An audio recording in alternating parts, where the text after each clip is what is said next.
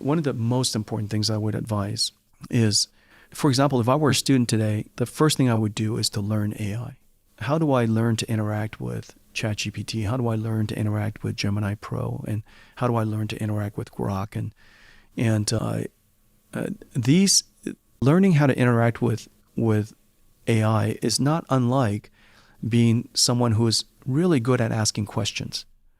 You're incredibly good at asking questions, and prompting AI is very, very similar. You can't just randomly ask a bunch of questions, and so asking AI to be an assistant to you requires some expertise in artistry and how to prompt it. And so if I were a student today, irrespective of whether it's for math or for science or chemistry or biology, or it doesn't matter what field of science I'm going to go into or what profession I am, I'm going to ask myself, how can I use AI to do my job better? If I want to be a lawyer, how can I use AI to be a better lawyer? If I want to be a better doctor, how can I use AI to be a better doctor? If I want to be a chemist, how do I use AI to be a better chemist? If I want to be a biologist, how do I use AI to be a better biologist? That question should be persistent across everybody. And so we had to ask ourselves, how do we use computers to do our jobs better?